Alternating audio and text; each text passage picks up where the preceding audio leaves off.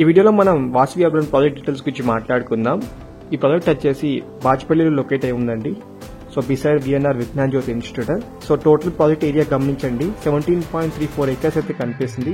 So ఇందులో మనకి 12 towers అయితే ఉంటాయండి. ఈస్ట్ టవర్ లో 23 ఫ్లోర్స్ అయితే ఉంటాయండి. సో టోటల్ యూనిట్ చూసుకున్నట్టయితే 3,714 యూనిట్స్ అయితే కనిపిస్తున్నాయండి. ఈచ్ ఫ్లాట్ సైజ్ గమనించండి, from 875 square feet to 975 square feet అండి. సో వాళ్ళు మెన్షన్ చేసిన డీటెయిల్స్ ప్రకారం ప్రాజెక్ట్ లో మనకి 70% ఓపెన్ స్పేస్ అయితే ఉందండి. సో టోటల్ గా 3 క్లబ్ హౌస్ అయితే ఉంటాయి.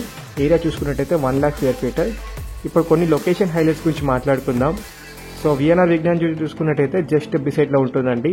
నెక్స్ట్ ఢిల్లీ పబ్లిక్ స్కూల్ చూసుకున్న 2.4 kilometers. The Creek Planet school చూసుకున్న 2.4 kilometers అయితే కనిపిస్తుంది. హెల్త్ కేర్ గమనించండి, Mamata academy of medical 4.5 kilometers. SLG hospitals 4.5 kilometers.